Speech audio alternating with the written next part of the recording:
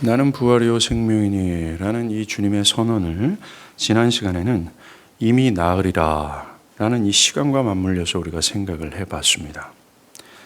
지금 나사로는 죽은 지 나흘이 지났습니다. 사람들은 그가 죽을 바로 그 즉시 큰 세마포로 그의 온몸을 2번이나 감았습니다. 그리고 팔과 또한 다리와 그 몸통을 세마포끈으로 단단히 묶었습니다. 그리고 수건은 얼굴로 칭칭 둘렀습니다. 나흘이 지난 시점이기 때문에 시체가 썩은 내가 진동하고 있습니다. 이미 나흘이라는 시간은 그가 다시 살아난다라는 소망과 기대를 할 수 없는 절망과 낙담과 끝의 시간이죠. 나사로 또한 스스로의 힘과 또한 노력으로는 자신을 살려낼 수 없습니다. 이미 나흘이라 이것은 절망과 낙담의 시간이 충분합니다. 차가운 무덤에 두꺼운 긴 수유로 꽁꽁 묶여있는 나사로가 누구를 가리키고 있는지 아십니까? 바로 저와 여러분의 전의 모습이었으며 지금 세상의 모습을 대변해주고 있습니다. 바울이 에베소서에서 말한 것처럼 현재 모든 보편적인 인류는 허물과 죄로 죽어 있습니다. 허물과 죄로 죽어 있다는 것은 현재 모든 보편적인 인류가 생명과 안식의 근원 되신 하나님에 대하여 죽어 있다는 것입니다. 그들은 하나님의 하나님 되심을 믿을 수도 없고 확신할 수가 없습니다. 하나님을 인지할 수가 없어요. 아무리 교회를 다닌다 할지라도 예배받기에 합당하신 하나님 때문에 그 심장이 두근거리지 않습니다. 그의 영혼이 전율하지도 않습니다. 왜요? 죽어 있기 때문에 그렇습니다. 아무리 말씀을 주구장창 듣고 또 듣는다 할지라도 그 말씀이 믿어지지가 않습니다. 왜요? 죽어 있기 때문에 그렇습니다. 그 사람들의 생각과 의지가 하나님을 향하고자 하거나 하나님을 생각하는 것이 완전히 마비되어 있습니다. 허물과 죄로 죽은 인간은 스스로의 힘과 지혜로는 나사로처럼 살아날 수가 없어요. 즉 하나님을 향할 수도 없고 하나님을 믿을 수도 없으며 하나님을 감지할 수도 또 인지할 수도 없습니다. 죽어 있어요. 더 나아가 모든 보편적인 인류는 흑암의 세력에 사로잡혀 있습니다. 지금 나사로가 수유로 단단히 묶여 있어요. 옴짝달짝하지 못합니다. 그런 것처럼 모든 보편적인 사람들의 견해와 정신을 마귀가 사로잡고 있어서 그들의 견해와 정신 온통 반하나님적일 수밖에 없습니다. 하나님의 말씀을 들어도 그것을 믿을 수 없습니다. 의심밖에 나지 않어요. 하나님을 신뢰한다고 말한다, 신뢰하라고 가르친다면 그것을 미친 소리처럼 여기게 될 수밖에 없습니다. 너무나도 견고하고 강력해서 사람의 노력과 힘으로 자유할 수가 없어요. 지금 나흘이 지난 나사로와 같다라는 거예요. 절망입니다. 끝입니다. 나사로의 집에 모여든 수많은 조문객들이 있습니다. 사회적인 지위를 갖고 있는 사람들이 있어요. 그렇게 위로한들 또 그런 사회적 지위를 갖고 있다 할지라도 나사로는 살아날 수 없습니다. 그런 것처럼 현재 모든 인류는 자신들의 힘과 지혜로 자신의 그 어떤 것으로도 자신들의 처지를 변화시킬 수 없습니다. 또 이미 나흘이라는 시간에 있는 마르다가 뭘 대변해 준다고 얘기했습니까? 오늘날 교회를 대변해 준다라고 말했습니다. 불신앙에 대해서 오늘날 교회의 태도는 마르다와 같습니다. 어찌 사람이 완전히 변화될 수 있습니까? 옛 교회 안에 역사됐던 것처럼 한 사람이 자신이 죽을 죄인이라는 사실을 깨닫고 두려워하며 슬퍼하며 독에 자복할 수 있겠습니까? 역사적 교회가 주장했던 그런 회심은 오늘날 교회 안에 일어나는 건 불가능합니다. 라며 이미 나흘이나 지난 사람들에 대한 태도, 이 그들에 대해서 오늘날 교회는 매우 회의적인 태도를 보이고 있다는 겁니다. 사람들은 예수를 핍박했던 사울이 예수로 말미암아 바울이 되는 것을 더 이상 기대하지 않습니다. 자신의 그물과 배를 버리고 주님을 떠났던 베드로와 같은 회심과 변화는 이제 기독교 안에 일어나지 않는다라고 여기고 있습니다. 그저 사람들은 이미 나흘이나 지난 시신과 같은 불신자들이 그저 교회에 오면 다행이다라고 생각합니다. 그저 그들이 규칙적으로 예배에 참여했다면 그것을 살아난 자로 여기고 있다는 것입니다. 불신자가 교회를 출석하면, 불신자가 규칙적으로 예배를 참여하고 있다면 그는 무덤에서 살아났습니다 라고 여기는 정도라는 거죠. 내면에 그런 믿음이 없으면서도 마르다처럼 그저 일반적인 고백을 할 뿐입니다. 오늘날 교회 사람들은 하나님이라면 능히 가능합니다. 우리는 하나님을 믿습니다. 하나님이라면 능히 회심케 하고 죄를 자각케 하실 수 있습니다. 말을 합니다. 그러나 마르다처럼 통상적인 고백일 뿐이라는 거죠. 실제로 그 일이 지금도 그리고 지금 일어날 것이라고 믿지 않습니다. 교회 역사에서 성경적 교회들이 기대했던 그 부흥, 죽은 자를 살리는 그 부흥, 온 회중을 성령께서 압도하고 온 세대와 온 사회와 한 나라 국가를 뒤집을 수 있는 그 하나님의 역사를 기대하고 소망하는 마음이 없습니다. 정말 차가운 무덤가에 누워있는 나사로와 같은 것이 오늘날 교회와 같아요. 또 그 나사로가 살아날 거라 가히 상상하지도 못하는 마르다의 태도와 똑같습니다. 죄를 깨닫게 하고 회심시키는 그리스도의 임재를 우리가 너무나 오랫동안 잃어버렸다라는 거예요. 여러분은 어떻습니까? 현대 교인들과 교회 태도가 이것이 아닐까 생각합니다. 정말로 지금의 세상 교회는 죽은 나사로와 같아요. 절망입니다. 우리가 아무리 복음을 전한다 해도 영혼을 그리스도께 결코 인도할 수 없습니다. 우리가 무엇을 하든 주님이 그 영혼들의 길을 확 바꿔놓지 않는 이상 그들을 지옥에서 건져낼 수가 없습니다. 사역자들이 할 수 있는 일은 오직 인간이 구원을 받을 수 있는 길을 제시하는 것뿐이에요. 그러나 사역자들이 할 수 있는 모든 것을 다 했다 해도 사역자들의 말과 노력을 통해서 열매는 맺을 수 없습니다. 이런 비관적이고 절망적인 상황에 있는 세상과 교회를 향해 주님은 오늘 말씀하세요. 나는 부활이요 생명이다 라고요. 주님이 이 말을 언제 했습니까? 마르다에게 주님은 네 오라비가 살아날 것이다 라고 말했습니다. 이것은 오늘날 여기 있는 저와 여러분에게 오늘날 교회를 향해서 주님 말씀하시는 주님의 음성이라 저는 굳게 믿습니다. 네 오라비가 살아날 것이다 라고요. 그러나 마르다는 그것을 믿지 않았습니다. 상투적으로 반응했을 뿐이라는 거죠. 오늘날도 이 설교 강단에서 수없이 하나님은 네 오라비가 살아날 것이다 라고 말하고 있습니다. 네가 살아날 것이고 네 오라비가 살아날 것이라고 말하고 있어요. 그러나 오늘날 교회에 앉아있는 사람들은 마르다처럼 상투적으로 대답할 뿐입니다. 종교적인 영역에서 종교적인 말투로 대답할 뿐이라는 거죠. 그 말을 들으신 하나님 그리스도께서 이렇게 말하는 겁니다. 나는 부활이요 생명이다 라고요. 이게 뭔 말이에요? 주님께서 이 나흘이나 지난 상황과 같은 세상을 또 교회의 상태를 영혼들의 상태를 완전히 죽어 문드러져서 썩은 내가 진동하는 허물과 죄악으로 가득 차서 하나님이고 뭐고 다 집어치우고 오직 세상만을 향하고 세상만을 집착하는 이 강한 집착과 어둠의 영역에 꽁꽁 묶어있는 그들의 모든 상태를 능히 뒤집을 수 있는 자다라는 선언입니다. 내가 부활이야 생명이야 라고요. 사람들의 불신의 태도를 교회의 현재 믿음 없는 태도와 상투적인 모든 태도를 능히 뒤집을 수 있는 자가 바로 나야 라는 얘기를 하는 겁니다.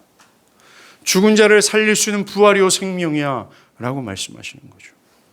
사랑하는 여러분, 우리가 누구를 바라봐야 될까요? 불신의 상태 앞에 섰을 때 우리는 누구를 의지해야 될까요? 지금의 교회와 지금의 조국교회를 바라보면서 우리가 누구를 바라고 누구를 의지해야 될까요? 주님은 요한복음 5장 21절에 아버지께서 죽은 자를 일으켜 살리심 같이 아들도 자기가 원하는 자를 이와 같이 할 것이다 라고 말씀하십니다.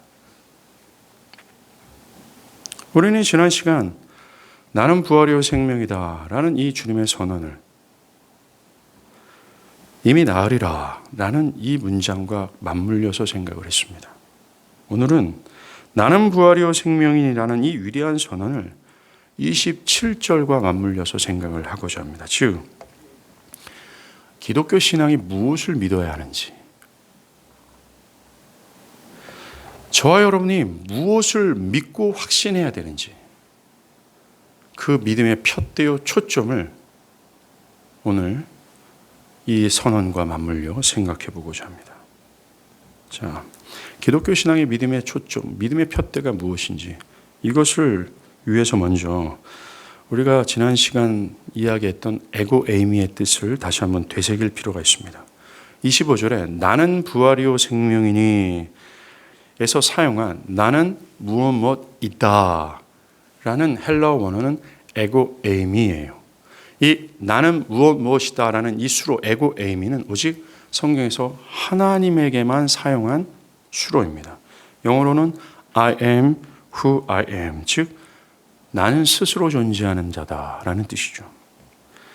이 스스로 존재하는 에고 에이미는 곧 그가 모든 것의 시작이며 끝이라는 뜻입니다. 우리는 이것을 요한복음 1장 1절의 선언과 연결해서 생각을 했습니다. 요한복음 1장 1절에 태초에 말씀이 계셨다. 여기서 말하는 태초는 모든 만물이 창조되는 그 시점입니다. 그런데 성경은 말씀이 모든 만물이 창조되기 이전부터 있었다라고 얘기합니다. 이 짧은 구절은 말씀이 태초 전에 이미 존재했고 지금부터 시간을 계속해서 거슬러 올라오고 또 올라가도 말씀이 존재하지 않은 적이 없다라고 선언하는 겁니다. 그러면서 요한은 이 말씀으로, 즉 창세전에 있었던 말씀으로, 언제나 계셨던 말씀으로 말미암아 이 모든 만물이 지은 바 되었고 이 말씀으로 말미암아 지은 바 되지 않는 것이 하나도 없다라고 선언합니다. 에고 에이미 되신 그리스도 곧 말씀은 모든 것의 시작이 되는 거죠. 모든 것의 근원이라고 얘기를 합니다. 하늘과 별과 해와 달, 모든 은하계와 이 땅에 현존하는 모든 생명과 모든 기형체들 모두의 근원은 바로 그리스도 예수예요. 에고 에이미다. 모든 것의 시작이 바로 그분이라는 겁니다. 저와 여러분을 포함한 모든 인류는 예수로 말미암아 지은 바 되었고 그로 말미암지 않는 인류는 하나도 없습니다. 예수가 없다면 존재할 수도 없고 생존할 수도 없어요. 바울은 한층 더 나아가 설명하죠. 골로새 1장 16절과 17절입니다. 만물이 그에게서 창조되되 하늘과 땅에서 보이지 않는 것들과 보이는 것들과 혹은 왕권들과 주권자들과 통치자들과 권세들이나 만물이 다 그로 말미암고 그를 위하여 창조되었고 또 그가 만물보다 먼저 계셨고 만물이 그 안에 함께 섰다라고 얘기합니다. 그리스도 예수가 모든 만물보다 먼저 계셨고 그 모든 만물이 그로 말미암아 창조되었고 더 나아가 그를 위하여 창조되었다라고 얘기합니다. 바울은 여기서 보이는 것들뿐만 아니라 보이지 않는 것들도 주님이 창조했다고 얘기합니다. 저 바다 깊숙한 곳에 있는 지금도 우리가 한 번도 발견하지 못하는 작은 미생물까지 분명히 보이진 않지만 존재하고 있는 사랑, 믿음, 신뢰, 견해와 정신, 성향과 의지, 계획, 방향성 모든 것들 이런 것들이 그리스도로 말미암아 존재했다라고 얘기합니다. 그리고 바울은 이걸 강조하죠. 그 모든 것들이 그리스도를 위하여 지은 바 되었다라고 얘기합니다. 즉 모든 것들은 그리스도를 위해 존재합니다. 그 모든 것들은 그리스도가 주인이세요. 모든 것들은 마땅히 그분께 굴복하여 그를 경배하는 것이 맞습니다. 여러분의 생각과 견해와 여러분이 사랑하는 것, 열정, 보이지 않는 모든 어떤 성품과 견해와 정신 모두가 그 안에 섞여 있는 보이지 않는 모든 영역들이 그리스도께 무릎을 꿇고 경배해야 되는 것이 맞아요. 왜냐하면 그것은 그를 위하여 존재하기 때문에 그렇습니다.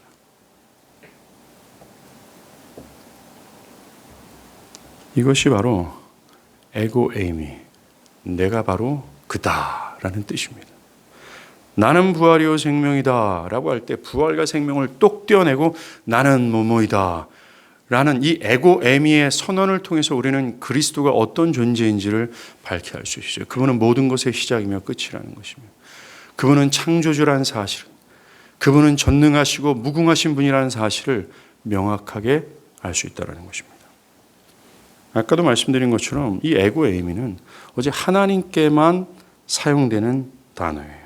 특별히 하나님이 모세에게 이스라엘을 애굽에서 해방시키겠다 할 때 자신을 특 계시하셨거든요. 당신이 누굽니까? 라고 모세가 질문할 때 출애굽기 3장 14절에 하나님 모세에게 나는 스스로 있는 자야. 에고 에이미야. 나는 처음과 나중이야. 모든 것이 모든 것의 근원이야. 라고 선언하셨어요. 특별히 이사야서에서는 창조주 하나님을 우상들과 대조시켜서 그 하나님이 유일한 신이며 또한 그 어떤 것과 비교 불가한 능력과 선함을 주신 하나님이라는 사실을 표현할 때 이 단어를 사용했어요. 에고 에이미라는 거예요. 우리가 그리스도가 유일무이한 구원자시다. 그의 십자가의 죽음과 부활이 상당한 의미가 있으며 그를 믿음으로 의롭다함을 얻는다라는 이 신구약의 핵심적인 약속을 믿기 위해서 가져야 될 기본적인 태도가 뭔지 아십니까? 이 예수가 에고 에임이라는 사실을 믿는 거예요. 기독교 신앙의 큰 보따리라고 생각을 해보십시오. 이 보따리에는 수많은 교리와 또 축복과 은혜가 다 있어요. 이것을 믿기 위해서 기초가 되는 것이 뭔지 아십니까? 바로 예수가 에고 에임이 되신 하나님이라는 사실을 믿는 거예요. 예수가 이러한 하나님이라는 사실을 믿는 기초가 없이는 절대로 이 기독교 신앙 안에는 보따리에는 그 어떤 것도 여러분 것이 될 수가 없어요. 사람들이 복음서에서 나오는 여러 기적들, 오늘 우리가 보고 있는 나사로가 죽음 가운데 살아나는 이런 기적들이 있잖아요. 이런 기적들에 대해서 어려움을 겪는 이유는 예수가 본질적으로 누구인지를 믿지 못하기 때문입니다. 내가 기독교 신앙 안의 영역에 있음에도 불구하고 전쟁에 우리에게 닥치고 대적이 우리를 둘러쌌을 때에 용맹을 떨치지 못하고 내가 태어날 것이다 라는 용맹을 떨치지 못하는 이유 또한 기독교 신앙의 기초가 되는 그 예수 그리스도가 누구인지에 대한 믿음이 없기 때문에 그래요. 에고 에이미에 대한 확신이 없기 때문입니다. 예수가 본질상 누구인지에 대한 믿음이 없다면 예수가 하는 모든 선언과 어떤 말씀들, 그의 가르침, 그의 모든 사역들은 울리는 꽹과리에 지나지 않아요. 그가 능히 그렇게 하실 수 있는 에고 에임이 되신 하나님이라는 사실을 믿지 못하는 이상 그에게서 비롯된 그 모든 것들은 나에게 허상일 뿐입니다. 기독교 신앙은 허상이며 허울일 뿐이라는 거죠.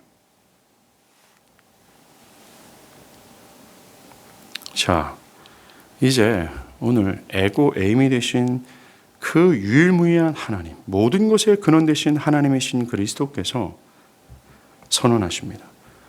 나는 부활이요 생명이다 라고요. 이것을 두 가지로 나눌 수 있습니다. 먼저는 나는 부활이다. 두 번째는 나는 생명이다 라는 것이죠. 먼저 나는 부활이다. 이 부분을 생각해 보겠습니다. 나는 부활이다 라는 의미는 이렇습니다. 온 우주의 근본이시고 시작과 끝이신 유일무이한 그리스도 안에 부활이 있다라는 말씀이에요. 물이 샘 안에 들어있는 것처럼 죽은 자가 살아나는 부활도 부활을 담고 있는 그리스도 안에 있다라는 겁니다. 부활의 주체가, 부활의 주관자가 예수라는 뜻입니다. 이것이 확실한 증언이 될 수 있는 것은 그가 에고 에임이 되시기 때문입니다. 부활이 그 안에 담겨져 있다. 물이 샘 안에 있는 것처럼 죽은 자를 다시 살려낼 미래에 모든 신자들이 죽음에서 일어나 부활케 되는 그 부활의 그 영광, 이게 영광스러운 부활이 그리스도 안에 있다 라는 이 증언이 확실한 증언이 되는 것은 그가 에고 에이미가 되기 때문에 그래요. 예수께서 이 선언을 언제 하시는지 볼 필요가 있습니다. 그것은 23절에 예수께서 마르다에게 네 오라비가 다시 살아날 거야 라고 하셨어요. 예수님의 이 말씀, 네 오라비가 살아날 거야 라는 두 가지 뜻이 내포되어 있습니다. 첫 번째는 미래에 죽은 자 가운데서 그가 부활할 거야. 그리고 두 번째는 지금 그가 살아날 거야 라는 것이죠.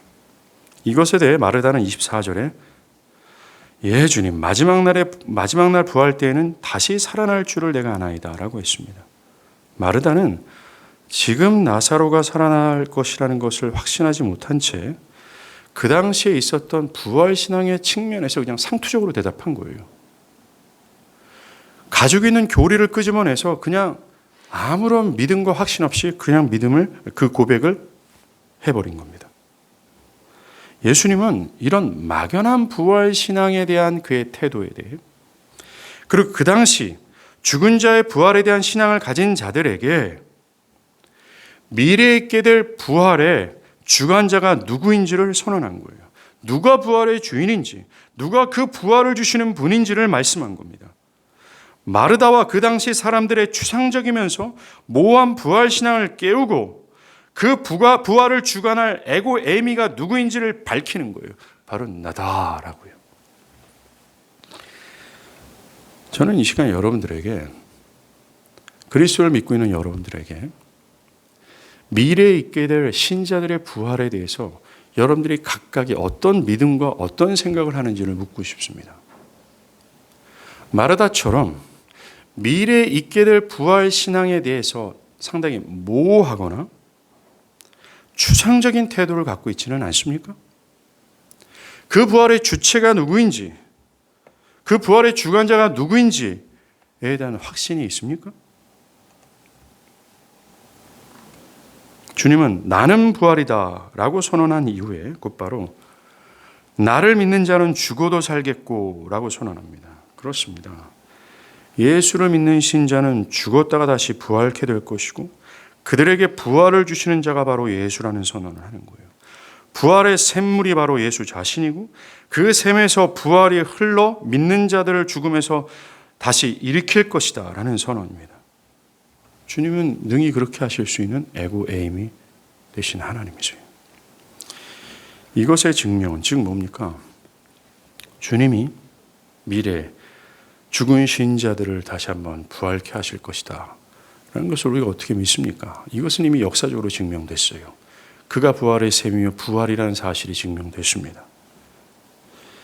바로 주님의 부활이에요. 신구약 성경에서 죽은 자가 다시 살아나는 일들이 있었습니다. 수넴 여인의 아들이 죽었다가 살아났어요. 사르밧 과부의 아들도 그랬고요. 야이로의 딸도 그랬고요. 나인성 사람도 그랬고 오늘 본문의 나사로도 그렇습니다. 이런 자들의 부활은 모두 그들 스스로 살아난 것이 아니라 하나님이 살려내주심을 통해 그랬습니다. 그러나 주님만은 스스로의 능력으로 살아나셨어요. 요한복음 2장 19절에서 주님은 자신을 죽이고자 하는 유대인들을 향해 이렇게 말씀했습니다. 너희가 이 성전을 헐라 내가 사흘 동안 일으키리라 라고 하셨어요. 예수님께서 이 성전을 헐라 했던 그 성전은 예수님의 육체를 가리킨다라고 요한복음 저자는 말했습니다. 이 말씀은 자신의 십자가의 죽음과 그에 이어지는 부활을 예언한 말씀이에요. 이 말씀은 너희가 헐라 그러면 누군가 다른 사람이 그것을 일으키려라는 뜻이 아닙니다. 그리스도는 내가 일으킬 것이다 라고 말씀하셨어요. 즉 나를 죽여라 그러면 내 스스로 내가 부활케 할 것이다. 즉 주님은 부활의 셈이 자신임을, 자신이 부활임을, 부활의 원천임을 이미 선언하셨습니다. 내가 내 합당한 능력과 믿음으로 그 일을 할 것이다 라고 하셨습니다. 여기엔 그리스도의 신성에 대한 분명한 근거가 있습니다. 그가 에고 에임이라는 거죠. 하나님이 아니고서는 그 누구도 그런 일을 할 수가 없으며 가히 상상할 수도 없습니다. 아까도 말씀드린 것처럼 예수님께서 오시기 전에 또 오셨을 당시에도 다시 살아나는 이들이 있습니다.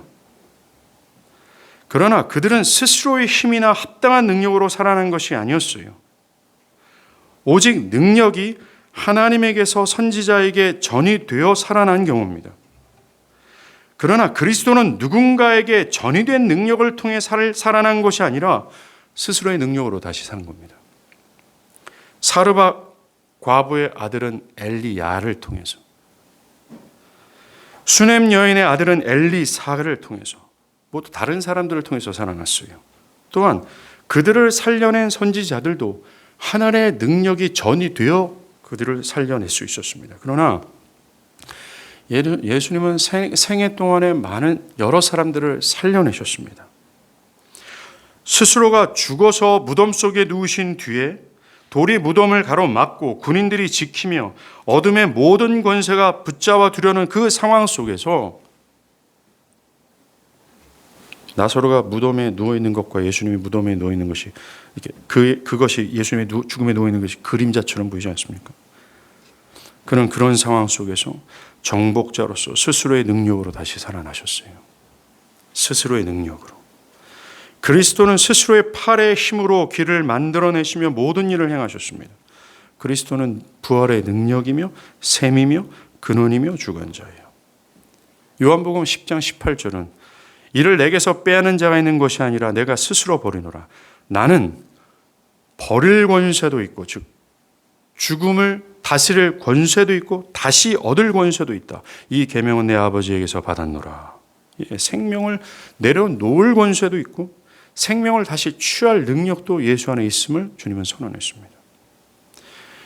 이것에 대해 어떤 분들은 목사님 사도행전이나 다른 성경을 보면 우리 조상의 하나님이 그를 살렸다.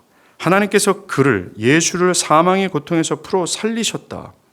라고 하면서 예수의 부활이 하나님 아버지의 능력에 의한 것이라고 선언하는데 왜 목사님은 예수님 스스로 살아났다라고 얘기합니까? 그 답은 이와 같습니다. 하나님 아버지가 그리스도를 다시 살리신 것은 사실입니다. 그러나 그것이 그리스도가 스스로 다시 살아났다라는 것과 모순되거나 대립되는 것이 아닙니다.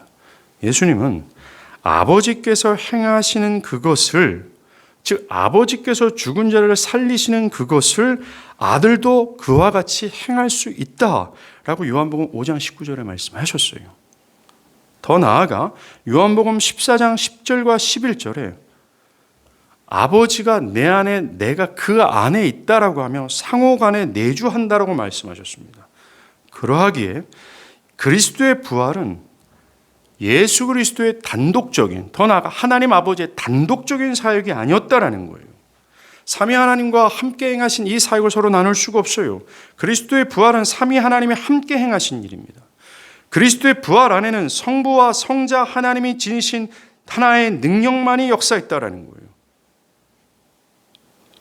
성부 하나님이 그리스도를 살리셨고 동시에 성자 예수 또한 스스로 살아나셨다라고 말할 수 있는 것입니다. 이처럼 스스로를 부활케 하신 부활의 셈이요 근원이 되신 예수님은 요한복음 5장 21절에 아버지께서 죽은 자를 일으켜 살리심 같이 아들도 자기가 원하는 자를 살려낸다라고 선언하셨습니다. 여기서 주님이 자기가 원하는 자를 살려내신다고 하실 때 주님이 원하는 자가 누굽니까? 주님이 살려내시고자 원하는 자가 누굽니까? 즉 주님이 죽음에 있는 죽음에 있는 자들을 미래에 부활케 할 주님이 원하는 자가 누굽니까? 오늘 본문에 나오는 그를 믿는 자예요. 오늘 나는 부활이요 생명이니 나를 믿는 자는 죽어도 살겠고 한 믿는 자입니다. 스스로 죽음의 권세를 이기시고 부활하신 주님께서는 그의 말씀처럼 그를 믿는 자를 다시 부활케 하실 수 있는 분이라는 거예요. 요한복음 5장 28절과 29절에 이를 놀랍게 여기지 말라. 무덤 속에 있는 자가 다 그의 음성을 들을 때가 오나니 선한 일을 행하는 자는 생명의 부활로 악한 일을 행하는 자는 심판의 부활로 나올 것이다. 사도 바울은 고린도전서 15장 21절 22절에서 사망이 한 사람으로 말미암았으니 여기 한 사람이 누굽니까? 여기서 한 사람이 누구예요? 아담입니다. 죽은 자의 부활도 한 사람으로 말미암는도다. 아담 안에서 모든 사람이 죽은 것 같이 그리스도 안에서 모든 사람이 삶을 얻을 것이다 라고 얘기합니다. 바울은 그리스도의 부활이 그를 믿는 자들의 부활의 첫 열매라고 말했습니다. 즉 주의 부활이 신자들의 부활을 알리는 시조였다라고 말씀하시는 거죠. 고린도전서 15장 12절의 말씀입니다. 만일 죽은 자의 부활이 없으면 그리스도도 다시 살아나지 못하였으리라. 만일 죽은 자가 다시 살아나는 일이 없으면 그리스도도 다시 살아나신 일이 없을 터이요. 그러나 이제 그리스도께서 죽은 자 가운데서 다시 살아나사 잠자는 자들의 첫 열매가 되셨다. 바울은 그리스도의 부활이 의로운 자들의 부활을 가져온 가장 주된 원인이고 이유라고 말하고 있어요. 스스로 부활하신 주님은 자기가 원하는, 즉 믿는 자들을 부활케 하신 분이시며 그 믿는 자들의 미래의 부활의 시작이 바로 그의 부활이었음을 바울은 선언한 겁니다. 그리스도께서 자신을 묶고 있는 죽음의 권세를 스스로의 힘과 능력으로 산산히 부수시고 차가운 무덤의 문을 나오셨던 것처럼 그를 믿는 신자는 미래 마지막 날 그리스도로부터 오는 능력으로 그를 묶고 있는 사망의 권세를 끊고 다시 부활하게 될 겁니다. 이것이 바로 나는 부활이요 나를 믿는 자는 죽어도 살겠다라는 주님의 선언의 의미라는 거예요. 사랑하는 여러분, 에고 에이미, 나는 부활이요 생명이니 나를 믿는 자는 죽어도 살겠고 라는 이 주님의 선언을 믿느냐 믿지 않느냐에 따라 그 사람이 이 땅에서의 삶의 태도가 결정되어진다는 걸 아십니까? 미래에 그리스도 안에 있는 자들의 부활을 확신할 때 우리는 세상의 그리스도를 떠나라 집요한 유혹을 매우 적극적인 태도로 물리칠 수 있습니다. 이 땅의 부귀영화를 위해 하나님 버리는 행태들을 버릴 수 있다는 거예요. 심지어 죽음의 유혹과 심한 고문과 학대를 무릅쓰고라도 그리스도와 영원한 것을 위해 물러나지 않도록 하는 자세를 갖게 하는 겁니다. 히브리서 11장에 이런 말이 있어요. 또 어떤 이들은 더 좋은 부활을 얻고자 하여 심한 고문을 받되 구차에 풀려나지 않기를 원하지 아니하였으며 어떤 이들은 조롱과 채찍을 뿐만 아니라 결박과 옥에 갇히는 시련도 받았으며 돌로 치는 것과 톱으로 켜는 것과 시험과 칼로 죽임을 당하고 양과 염소의 가죽을 입고 유리하여 궁핍과 학대를 받았으니 이런 사람은 세상이 감당하지 못하였으리라. 미래에 예수로 말미암아 죽은 자 가운데서 살아날 것이다라고 하는 이 주님이 나는 부활이야, 나를 믿는 자는 죽어도 살 거야 라는 이 선언을 믿었던 사람들의 삶의 태도가 보이지 않습니까? 물러남이 없었습니다. 그리고 이 세상에 대한 미련과 부러움이 없었습니다. 왜냐하면 그들에게 더 나은 부활이 있었기 때문입니다. 이런 믿음의 삶의 태도의 근간에는 나는 부활이다, 나를 믿는 자는 죽어도 살겠다라는 이 주님의 선언을 믿는 여부에 달려있다는 거예요. 여러분들 매일같이 우리에게 의심들이 찾아와 우리를 공격합니다. 돈의 위협, 세상의 성공과 명예의 유혹이 마치 이 세상이 영원할 것처럼 그것보다 더 소중한 것이 없는 것처럼 우리를 공격하죠. 이 계속되는 공격 앞에서 우리가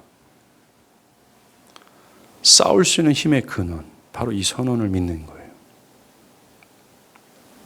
우리에게 있게 될 더 나은 미래를 바라보십시오. 지금의 세상이 잠시 지나가는 나그네 길임을 명심하고 주님이 오늘 선언하신 이 약속을 믿고 살아가는 저와 여러분이 됐으면 좋겠어요. 이제 우리는 두 번째 문장을 살펴야 됩니다. 그것은 나는 생명이다라는 거예요. 여기서 생명은 영적이면서도 영원한 생명을 뜻합니다. 주님은 내가 생명이다라고 선언하시면서 이 생명, 영적이면서도 영원한 생명이 내 안에 있다라고 말씀하십니다. 물이 샘 안에 있는 것처럼 이 생명이 예수에게 있어 예수로 말미암아 사람들에게 흘러간다라고 말씀하신 겁니다. 주님이 나는 부활이요 생명이니 하신 이후에 26절에서 무릇 살아서 나를 믿는 자는 영원히 죽지 아니하리라고 하셨어요. 나는 생명이다라는 것과 26절의 이 문장이 서로 연결이 되어 있다는 겁니다. 여기서 26절에서 무릇 살아서라는 말은 예수의 영적이면서도 영원한 생명으로 말미암아 일어나는 내적인 변화를 강조한 겁니다. 즉 허물과 죄로 죽어서 하나님을 기뻐하지도 않고 할 수도 없는 오직 세상의 것들만 기뻐하게 되었고 세상의 것들만 집착하며 자기를 고집하며 자기를 주장하는 딱딱하고 강팍하고 어둠의 영들에 완전히 사로잡혀 있는 그들 있잖아요. 그들이 예수의 생명을 받아 변화되어 세상의 모든 것을 배설물처럼 여기며 하나님을 자신의 중심으로 두는 이 변화, 이것을 말하는 거예요. 무릇 살아서라는 뜻이요. 허물과 죄로 죽은 사람들은 스스로의 힘으로 결코 영적이면서도 영원한 이런 생명을 취할 수 없습니다. 오직 나사로를 살리신 예수께서 해 주셔야 되는 거죠.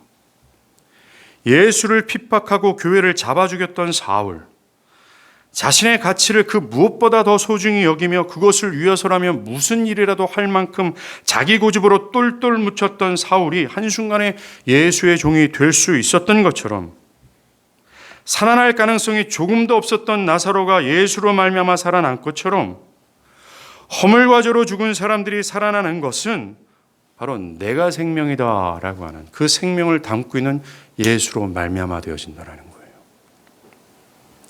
오직 예수께만 허물과 죄로 죽은 영혼들이 죄된 현실을 깨닫고 그들을 이 생명으로 인도할 수 있어요. 예수께서 원하신다면 하나님을 반역하고 영구적인 죽음 아래 있을 수밖에 없는 죄인들에게 그가 원하신다면 영구적인 생명을 주신다라고 말합니다.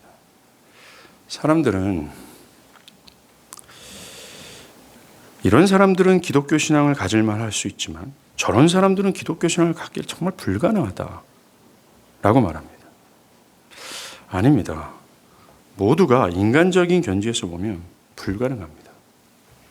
그 수치가 같다라는 거예요.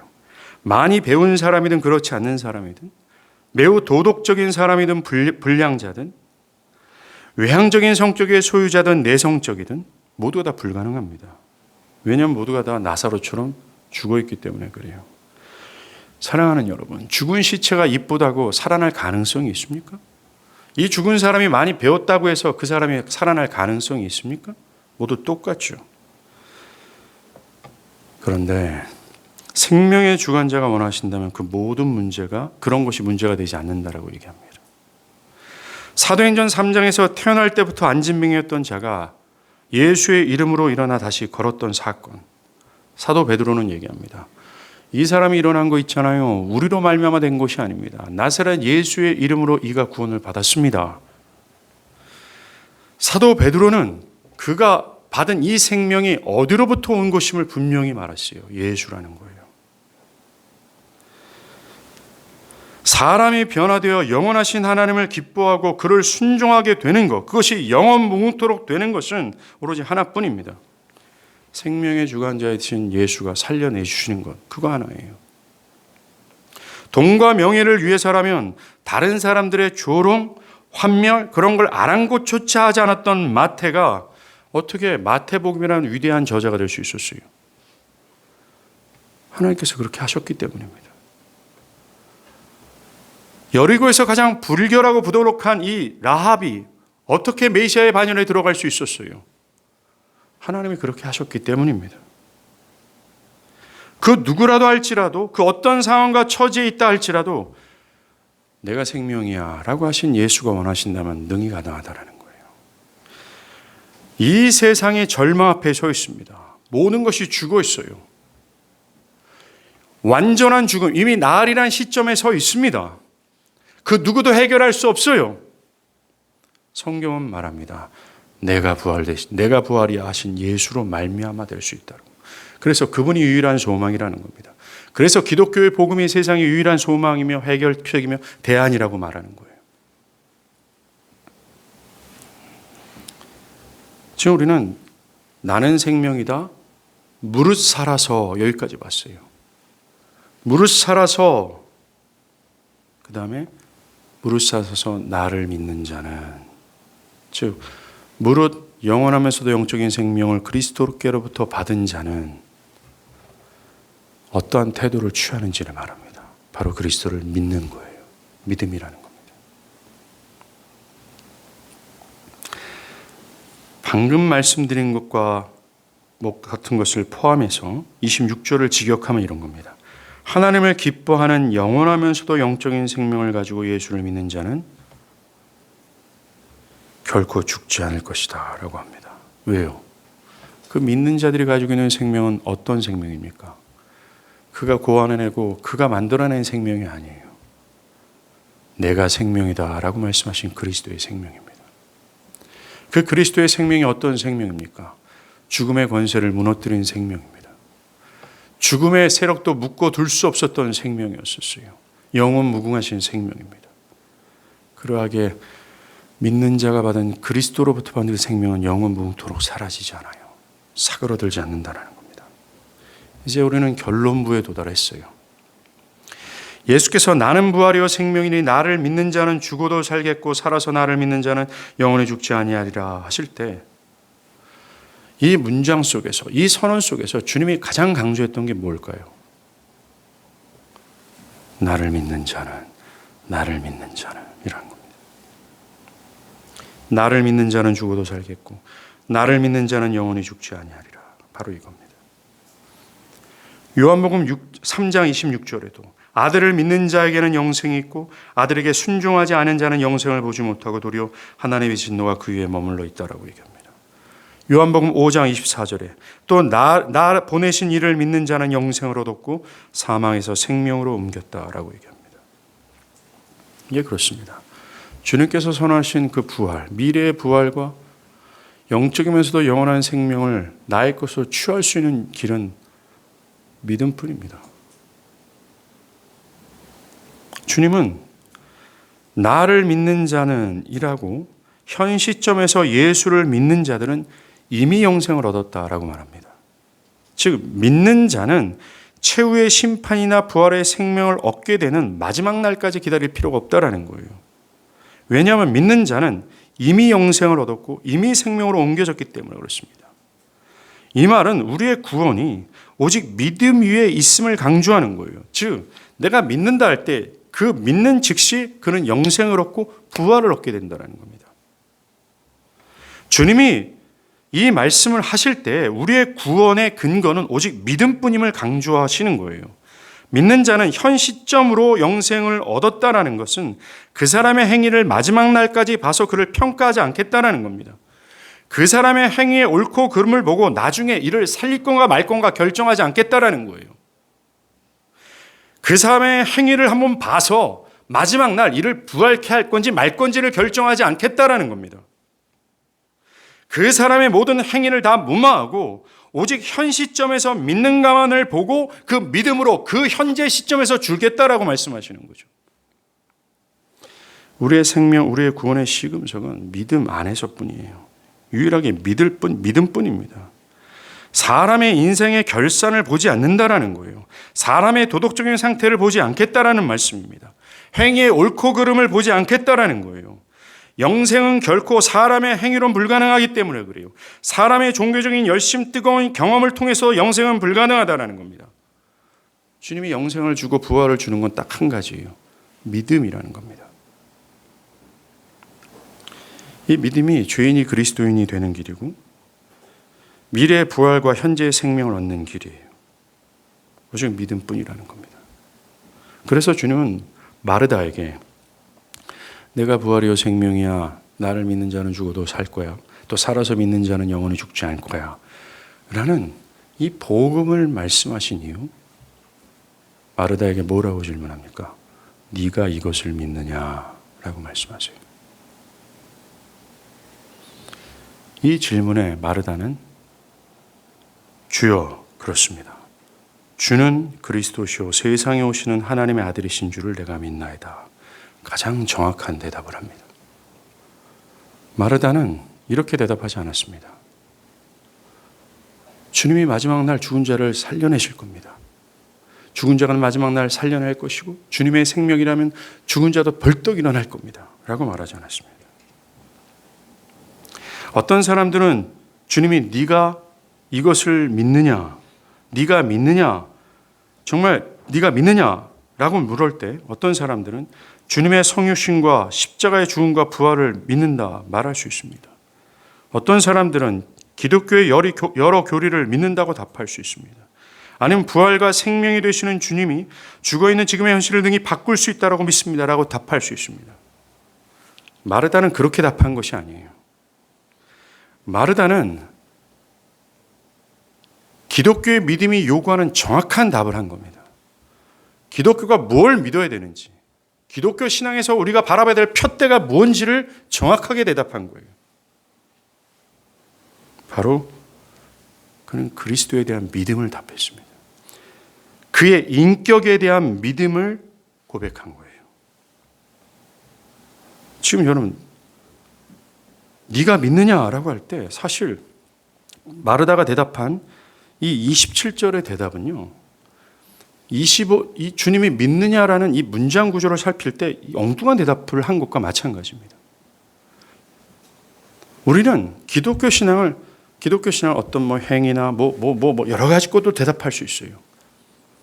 근데 지금 마르다는 그가 믿어야 될 표대를 정확하게 짚은 겁니다. 나는 부활이요 생명이다 할 때 나는 이라는 그리스도를 믿었던 거예요. 주님은 분명히 나는 부활이요 생명이니 나를 믿는 자는 죽어도 살겠고 무릇 살아서 나를 믿는 자는 영원히 죽지 않게라 하면서 믿음의 주체, 믿음의 대상이 누구인지를 말씀하셨어요. 그리스도 예수입니다. 그분이 누구인지, 그분이 에고 에임인지, 그분 안에 부활과 생명이 있음을 말했고 또 그를 믿는 자들은 살아날 거라고 말씀했습니다. 마르다는 그것에 대해서 답한 거예요. 예, 내가 당신을 믿습니다.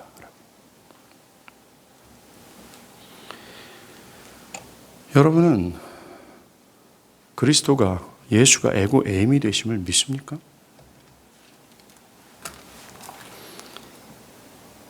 그가 부활과 생명의 주관자임을 믿습니까? 그가 능히 죽은 자를 살리며 미래의 부활을 주관하실 수 있는 분임을 믿습니까? 그를 믿습니까? 예, 주님 그러하이다. 주는 그리스도시요 세상으로 오신 하나님의 아들이십니다. 라고 하며 기독교 믿음의 표대인 그리스도를 믿습니까? 이 질문의 대답이 여러분들의 영혼을 결정짓습니다. 기도하시겠습니다.